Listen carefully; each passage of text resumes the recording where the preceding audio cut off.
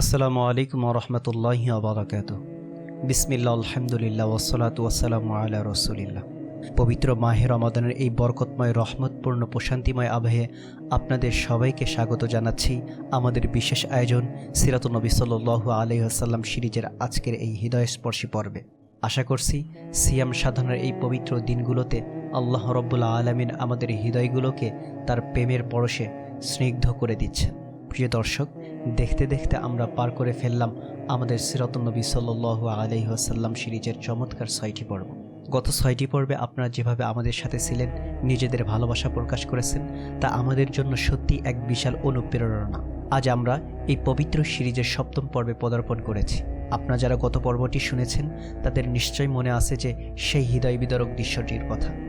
তায়েফের সেই রক্তঝরা দিন, মক্কার আপনজনদের কাছে প্রত্যাখ্যান হয়ে একটু আশ্রয়ের আশায় আমাদের প্রিয় নবী সাল্লাল্লাহু আলাইহি ওয়াসাল্লাম ছুটে গিয়েছিলেন তায়েফে। কিন্তু বিনিময়ে তিনি কি পেয়েছিলেন পাথরের পর পাথর, বুক ফাটা অপমান আর রক্তে রঞ্জিত শরীর। আজও কোনো মুমিন তায়েফের সেই ঘটনার কথা শুনে নিজের চোখের পানি ধরে রাখতে পারে না। কিন্তু যিনি রহমাতুল্লিল আলামিন, তিনি তো দমে যাওয়ার পাত্র নন। তায়েফের পাহাড়সম হতাশা আর ক্ষতবিক্ষত শরীর নিয়ে তিনি ফিরে এলেন মক্কায়। তিনি বুঝতে পারলেন মক্কার পাষাণ হৃদয়গুলোর চেয়ে মক্কার বাহিরের মানুষদের কাছে আল্লাহর বাণী পৌঁছানো এখন বেশি জরুরি। তাই নবুয়তের ১০ম বছরে তিনি এক নতুন সাহসী কৌশল গ্রহণ করলেন। আজকের ৭ম পর্বে আমরা শুনব সেই অভাবনীয় গল্প। শুনব কিভাবে আরবের ধুলোমাখা পথ পেরিয়ে মক্কার সীমানা ছাড়িয়ে ঈমানের এই মশাল দূর দূরান্ত ছড়িয়ে পড়েছিল। কিভাবে মানুষের পাথরের মতো কঠিন হৃদয় কোরআনের সুরে মোমের মতো গলে গিয়েছিল। চলুন দর্শক, ১৪০০ বছর আগের সেই তপ্ত মরুভূমির দিনগুলো ফিরে যায়। সময়টা নবুয়তের ১০ম বর্ষের জিলহজ মাস, হজের মৌসুম। আরবের বিভিন্ন প্রান্ত থেকে দলে দলে মানুষ মক্কায় আসতে শুরু করেছে। মিনা আর আরাফার ময়দানে লোকে লোকারণ্য। নবী করিম সাল্লাল্লাহু আলাইহি ওয়াসাল্লাম ভাবলেন, এই তো সুযোগ। মক্কার কুরাইশরা শুনছেন না তো কি হয়েছে? এই যে এত এত মানুষ আসছে দূর দূরান্ত থেকে, তাদের কাছে তো আল্লাহর বাণী পৌঁছাতে হবে। তিনি মিনার তাঁবুতে তাঁবুতে ঘুরে বেড়াতে লাগলেন। কখনো তিনি যাচ্ছেন বনু কালব গোত্রের কাছে, কখনো বনু হানিফা, আবার কখনো বনু আমির গোত্রের কাছে। তিনি তাদের তাঁবুতে গিয়ে অত্যন্ত বিনয়ের সাথে বলছেন, হে লোক সকল, আমি আল্লাহর রাসূল। তোমরা বলো লা ইলাহা ইল্লাল্লাহ, তোমরা সফল কাম হবে। আমাকে শুধু এতটুকু আশ্রয় দাও যাতে আমি আমার রবের বাণী পৌঁছাতে পারি। কিন্তু না, মক্কার আবুল আহাব আর কুরাইশ নেতারা আগেই চারদিকে গুজব ছড়িয়ে সবাইকে বিষিয়ে তুলেছিল। বনু কালব তাকে সরাসরি প্রত্যাখ্যান করল। বনু হানিফা তো এত জঘন্য আর অমার্জিত ভাষায় তাকে তাড়িয়ে দিল, তা ইতিহাসে বিরল। এরপর তিনি গেলেন বনু আমির গোত্রের কাছে। সেখানে ফিরাস ইবনে আবদুল্লাহ নামের এক লোক ছিল, খুব ধূর্ত আর ক্ষমতালোভী। সে নবীজির কথা শুনে বুঝতে পারল এই মানুষটির মাঝে নেতৃত্বের এক বিশাল সম্ভাবনা লুকিয়ে আছে। সে বলল, ঠিক আছে, আমরা আপনাকে সাহায্য করব, সমগ্র আরবকে আপনার পদোন্নত করে দেব। কিন্তু একটা শর্ত আছে। শর্ত হলো আপনার মৃত্যুর পর এই বিশাল সাম্রাজ্যের নেতৃত্ব আমাদের গোত্রকে দিতে হবে। একটু চিন্তা করুন, নবীজি সাল্লাল্লাহু আলাইহি ওয়াসাল্লাম তখন চরম অসহায় অবস্থায়। চারদিকে শুধু শত্রু আর শত্রু। যে কেউ এমন প্রস্তাব পেলে লুফে নিত। কিন্তু তিনি তো দুনিয়ার বাদশাহী চাইতে আসেননি। তিনি শান্ত কণ্ঠে সীমাহীন দৃঢ়তার সাথে উত্তর দিলেন, নেতৃত্ব বা ক্ষমতা সম্পূর্ণ আল্লাহর হাতে। তিনি যাকে ইচ্ছা তাকে দান করেন। এই কথা শুনে সেই ধূর্ত ফেরাস তেলে বেগুনে জ্বলে উঠল। সে বলল, বাহ, খুব চমৎকার কথা। আমরা আরবের তীর আমাদের বুক পেতে নেব আপনার জন্য, আর ক্ষমতা পাবে অন্যরা। যান, আপনার ধর্মের কোনো প্রয়োজন নেই আমাদের। তারা নবীজিকে ফিরিয়ে দিল। কিন্তু দর্শক, এই গোত্রেরই একজন বয়োজ্যেষ্ঠ বৃদ্ধ, যিনি সে বছর হজে আসতে পারেননি, ফিরে গিয়ে যখন তার গোত্রের লোকদের কাছে এ ঘটনা শুনলেন, তখন তিনি হতাশায় নিজের মাথায় ২ হাত দিয়ে বলেছিলেন, হায় হায়, তোমরা এ কী করলে? ইসমাইল আলাইহিস সালাতু ওয়াস সালামের বংশের কেউ কখনো নবুয়তের মিথ্যা দাবি করতে পারে না। তোমরা তোমাদের নিজেদের ভাগ্যকে নিজেদের হাতেই পায়ে ঢেলে দিলে। এখন কি আর এই ভুল সংশোধনের কোনো উপায় আছে? গোত্রগুলো যখন একের পর এক মুখ ফিরিয়ে নিচ্ছিল, আল্লাহ তাআলা তখন ব্যক্তি পর্যায়ের কিছু বিশিষ্ট মানুষের অন্তরকে ইসলামের জন্য উন্মুক্ত করে দিলেন। মক্কার সীমানা পেরিয়ে ঈমানের স্ফুলিঙ্গ গিয়ে পড়ল শুধু ইয়াসরিব বা মদিনায়। মদিনা থেকে সে বছর মক্কায় হজের উদ্দেশ্যে এসেছিলেন সুয়াইদ ইবনে সামিত। তিনি ছিলেন মদিনার অত্যন্ত জ্ঞানী, প্রাজ্ঞ এবং সম্মানিত একজন কবি। তার জ্ঞান, প্রজ্ঞা আর কাব্যচর্চার জন্য জাতি তাকে কামিল বা পরিপূর্ণ মানুষ উপাধি দিয়েছিল। নবীজি সাল্লাল্লাহু আলাইহি ওয়াসাল্লাম তার কাছে গিয়ে অত্যন্ত চমৎকারভাবে ইসলামের দাওয়াত দিলেন। সুয়াইদ হাসি মুখে বললেন, আপনার কাছে যা আছে তা হয়তো লোকমান হাকিমের সেই প্রজ্ঞাপূর্ণ কথার মতোই, যা আমার কাছে সংরক্ষিত আছে। নবীজি সাল্লাল্লাহু আলাইহি ওয়াসাল্লাম বললেন, আপনার কাছে যা আছে তা নিশ্চয়ই ভালো, কিন্তু আমার কাছে যা আছে তা এর চেয়ে অনেক অনেক বেশি উত্তম। এটি কোনো মানুষের কথা নয়, এটি স্বয়ং আল্লাহর বাণী আল কোরআন। এটি আলো, এটি হেদায়েত। এরপর নবীজি সাল্লাল্লাহু আলাইহি ওয়াসাল্লাম তার সামনে কোরআনের কয়েকটি আয়াত তেলাওয়াত করলেন। সুয়াইদের মতো একজন জ্ঞানী মানুষ, যিনি সারা জীবন শব্দের পর শব্দ গেঁথে কবিতা বানিয়েছে, তিনি কোরআনের এই ঐশী সুর শুনে বিমোহিত হয়ে গেলেন। তিনি সাথে সাথে বলে উঠলেন, এত বড় সুন্দর কথা। তিনি ইসলাম গ্রহণ করলেন। যদিও মদিনায় ফেরার পর কিছুদিন পর বুয়াস এর যুদ্ধে এই মহান ব্যক্তি শাহাদত বরণ করেন। ঠিক একই সময়ে মদিনা থেকে ইয়াস ইবনে মুআজ নামের এক টকবকে তরুণ এসেছিলেন মক্কায়। মদিনায় আউস ও খাজরাজ গোত্রের মধ্যে তরুণ রক্তক্ষয়ী যুদ্ধ চলছে। আউস গোত্র মক্কায় এসেছিল কুরাইশদের সাথে মিত্রতা করতে। নবীজি সাল্লাল্লাহু আলাইহি ওয়াসাল্লাম তাদের তাঁবুতে গিয়ে বললেন, আপনারা যে উদ্দেশ্যে এসেছেন, আমি কি আপনাদের তার চেয়ে উত্তম কিছু দেব? তারা জানতে চাইল, তা কি?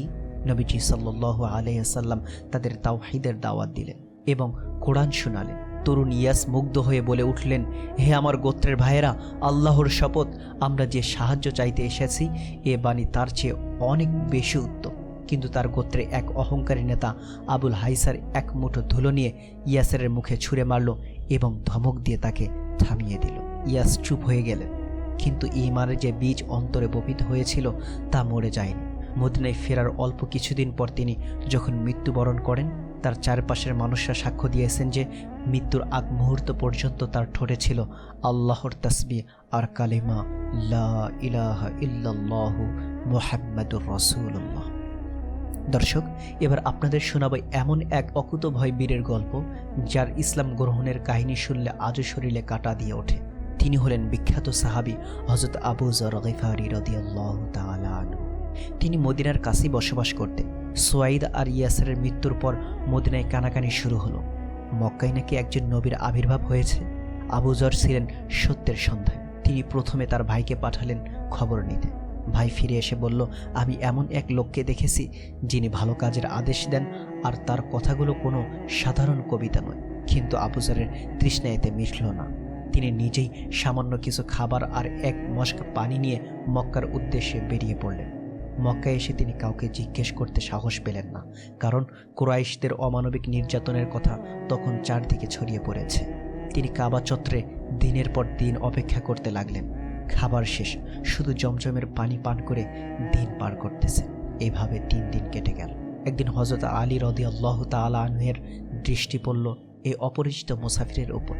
আলী রাদিয়াল্লাহু তাআলা আনহু তাকে নিজের মেহমান হিসেবে নিয়ে গেলেন। দ্বিতীয় রাতে আলী রাদিয়াল্লাহু তাআলা আনহু তাকে অত্যন্ত গোপনে জিজ্ঞেস করলেন, আপনি কি উদ্দেশ্যে এই শহরে এসেছেন? আবু যর যখন বুঝলেন যে তিনি একজন বিশ্বস্ত মানুষের কাছে এসেছেন, তখন তিনি সত্য কথা খুলে বললেন। আলী রাদিয়াল্লাহু তাআলা আনহু তাকে অতি সাবধানে রাতের অন্ধকারে নবীজি সাল্লাল্লাহু আলাইহি ওয়াসাল্লামের কাছে নিয়ে গেলেন। নবীজি সাল্লাল্লাহু আলাইহি ওয়াসাল্লামের নূরানী চেহারা দেখেই আবু যরের হৃদয় শীতল হয়ে গেল। তিনি ইসলাম গ্রহণ করলেন। নবীজি সাল্লাল্লাহু আলাইহি ওয়াসাল্লাম পরিস্থিতি বুঝিয়ে বললেন, হে আবু যর, তুমি এখন বিষয়টি গোপন রাখো এবং তোমার এলাকায় ফিরে যাও।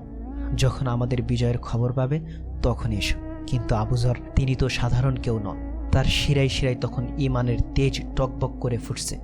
তিনি আবেগ আপ্লুত হয়ে বললেন, যার হাতে আমার প্রাণ, তার শপথ, আমি এই মক্কার কাফেরদের চোখের সামনে দাঁড়িয়ে উচ্চস্বরে এই সত্যের ঘোষণা দেব। তিনি সোজা কাবা চত্বরে চলে গেলেন। কুরাইশ নেতারা তখন সেখানে আড্ডায় মত্ত। আবু যর বুক ফুলিয়ে চিৎকার করে উঠলেন, হে কুরাইশরা, আশহাদু আল্লা ইলাহা ইল্লাল্লাহু ওয়া আশহাদু আন্না মুহাম্মাদান আবদুহু ওয়া রাসূলুহু। বাস, চারদিক থেকে কাফেররা হিংস্র হায়নার মতো তার উপরে ঝাঁপিয়ে পড়ল। তাকে এমনভাবে মারা হলো যেন তিনি প্রায় মৃত্যুর কোলে ঢলে পড়ছিলেন। ঠিক তখন নবীজির চাচা আব্বাস রাদিয়াল্লাহু তাআলা আনহু দৌড়ে এসে তাকে বাঁচালেন। তোমাদের মাথা কি খারাপ হয়ে গেছে? এই লোকটা গিফার গোত্রের, আর তোমাদের সিরিয়ায় ব্যবসার রাস্তা তো ওই গোত্রের উপর দিয়েই যায়। তোমরা কি তোমাদের ব্যবসা বন্ধ করে দিতে চাও? আব্বাস রাদিয়াল্লাহু তাআলা আনহুর কথায় তারা পিছিয়ে গেল। কিন্তু পরদিন সকালে কি হলো জানেন? পরদিন সকালে আবু যর আবারও একই কাজ করলেন। আবারও তাকে বেদম প্রহার করা হলো। আবারও আব্বাস রাদিয়াল্লাহু তাআলা আনহু এসে তাকে বাঁচালেন। এই ছিল সত্যকে পেয়ে যাওয়ার পর সাহাবীদের অদম্য সাহস। দর্শক, এবার শুনুন আরেক সাইকোলজিক্যাল যুদ্ধের গল্প। নবুয়তের 11 বর্ষ। মক্কায় এলেন দাউস গোত্রের সম্মানিত নেতা এবং আরবের অন্যতম শ্রেষ্ঠ কবি তোফাইল ইবনে আমর। মক্কার কুরাইশরা তো আগে থেকেই তৈরি। তারা তোফাইলকে রিসিভ করার জন্য চারদিক থেকে ঘিরে ধরল। তারা বলতে লাগলো, তোফাইল ভাই, আপনি আমাদের সম্মানিত মেহমান, কিন্তু একটা কথা, এখানে মোহাম্মদ নামে এক লোক আছে যে বড় জাদুকর। তার কথায় জাদু আছে। সে বাবা ছেলের মাঝে, স্বামী স্ত্রীর মাঝে বিভেদ সৃষ্টি করে। আপনি ভুলেও তার কাছে যাবেন না, তার কোনো কথা শুনবেন না। কুরাইশরা এত বেশি ব্রেন ওয়াশ করলো যে তোফাইল সত্যি ভয় পেয়ে গেলেন। তিনি যখন কাবা চত্বরে গেলেন তখন নিজের কানে তুলো গুজে দিলেন। একটু কল্পনা করুন দৃশ্যটি। আরবের একজন স্বনামধন্য নেতা কানে তুলে দিয়ে হাসছে, যেন ভুল করে কোরআনের কোনো শব্দ তার কানে না আসে। কিন্তু কাবার আঙ্গিনায় গিয়ে তিনি দেখলেন নবীজি সাল্লাল্লাহু আলাইহি ওয়াসাল্লাম অত্যন্ত শান্ত ও সমাহিত হয়ে নামাজ পড়ছেন। তুফাইলের মনে হঠাৎ এক চিন্তার উদয় হলো। তিনি ভাবলেন, আরে আমি তো একজন জ্ঞানী মানুষ, আমি একজন স্বনামধন্য কবি, ভালো মন্দ বোঝার ক্ষমতা কি আমার নেই? আমি কেন এই লোকের কথা শুনে ভয় পাচ্ছি? সে যা বলছে তা যদি ভালো হয় তা আমি গ্রহণ করব, আর খারাপ হলে বর্জন করব। তিনি সাহসের সাথে কান থেকে তুলো খুলে ফেললেন, আর ঠিক তখনই তার কানে ভেসে এলো কোরআনের সেই ঐশী সুধা। তিনি একেবারে স্তব্ধ হয়ে গেলেন। তার মনে হলো এমন পবিত্র সুর তিনি জীবনেও শোনেননি। নামাজ শেষে তিনি মহগোস্ত্রের মতো নবীজির পিছু পিছু তার বাড়িতে গেলেন। গিয়ে বললেন, হে মুহাম্মদ, আপনার কওম আমাকে এত ভয় দেখিয়েছে যে আমি কানে তুলো দিয়েছিলাম, কিন্তু আল্লাহ তাআলা আমাকে আপনার তেলাওয়াত শুনিয়ে দিয়েছেন। আমাকে আপনার পুরো বিষয়টি বুঝিয়ে বলুন। নবীজি সাল্লাল্লাহু আলাইহি ওয়াসাল্লাম তাকে ইসলাম সম্পর্কে বললেন এবং কোরআন তেলাওয়াত করলেন। তোফাইল আবেগজড়িত কণ্ঠে বলে উঠলেন, আল্লাহর কসম, আমি জীবনে এত সুন্দর বাণী আর এত সুন্দর ভারসাম্যপূর্ণ ধর্ম আর কখনো দেখিনি। তিনি সাথে সাথে কালেমা পড়ে মুসলমান হয়ে গেলেন। পরবর্তীতে এই তোফাইল রাদিয়াল্লাহু তাআলা আনহু এর দাওয়াতেই তার পুরো দাউস গোত্র এবং আমাদের অতি পরিচিত সবচেয়ে বেশি হাদিস বর্ণনাকারী হযরত আবু হুরায়রা রাদিয়াল্লাহু তাআলা আনহু ইসলাম গ্রহণ করেছিলেন। এবার যে ঘটনাটি বলবো তা একই সাথে মজাদার এবং চরম শিক্ষা নিয়ে। ইয়ামানের আজদ গোত্রের এক লোক মক্কায় এলেন। তার নাম জিমাত। তিনি ছিলেন একজন প্রখ্যাত জাদুকর এবং চিকিৎসক। তিনি ভূত প্রেত বা জিনের আসর খুব ভালো ছাড়াতে পারতেন। মক্কায় এসে তিনি শুনলেন রাস্তার কিছু বখাটে বলাবলি করছে, মুহাম্মদ তো পাগল হয়ে গেছে। নাউযুবিল্লাহ। চিকিৎসক জিমাত ভাবলেন, আহারে, বেচারা হয়তো কোনো মানসিক রোগে ভুগছে। আমি যদি তাকে একটু ঝাড়ফুঁক করে সুস্থ করে দিতে পারতাম, তবে হয়তো আল্লাহ আমাকে এর উত্তম প্রতিদান দিতেন। তিনি নবীজির কাছে গিয়ে বললেন, হে মুহাম্মদ, আমি তো এসব মানসিক রোগীর খুব ভালো চিকিৎসা জানি, আপনি কি আমার ঝাড়ফুঁক নেবেন? নবী সাল্লাল্লাহু আলাইহি ওয়াসাল্লাম একটুও রাগ করলেন না। তিনি মুস্কি হেসে অত্যন্ত শান্তভাবে একটি খুতবা শুরু করলেন।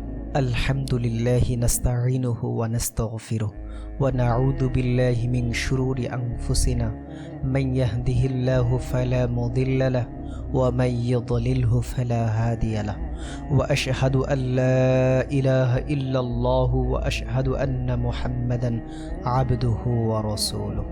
তিনি বললেন, সমস্ত প্রশংসা কেবল আল্লাহরই।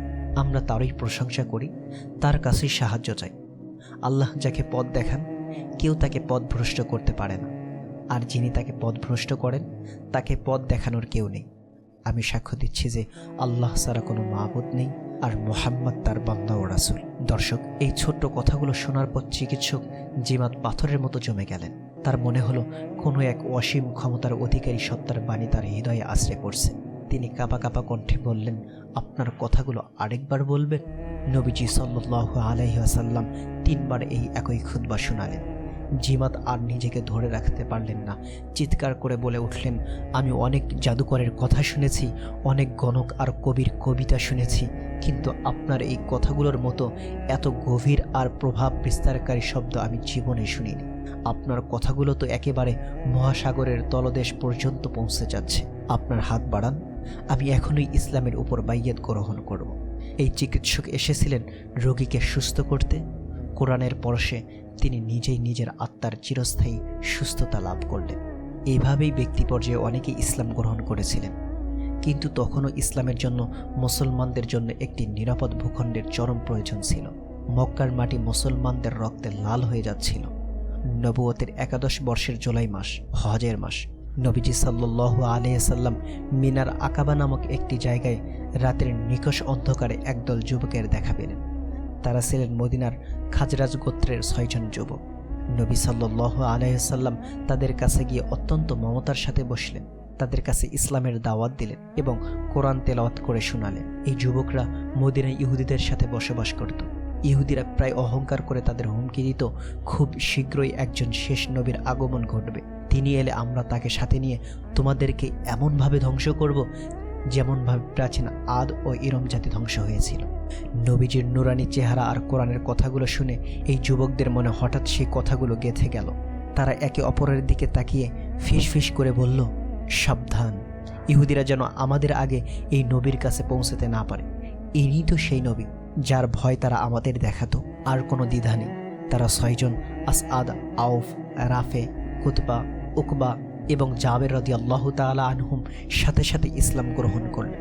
তারা নবীজিকে কথা দিলেন, হে আল্লাহর রাসূল, আমরা আমাদের গোত্রগুলোকে নিজেদের মধ্যে রক্তক্ষয়ী যুদ্ধে প্রায় শেষ করে ফেলেছি।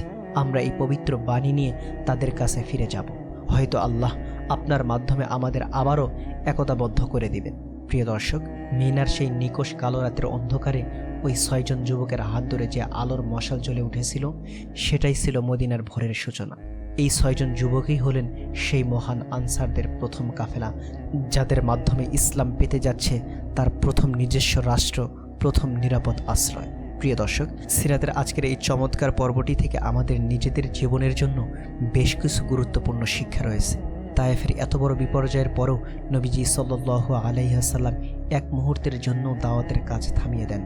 আমাদের জীবনেও যখন বিপদ আসবে, চারপাশের দরজা বন্ধ মনে হবে, তখন হতাশ হওয়া যাবে না, লেগে থাকতে হবে।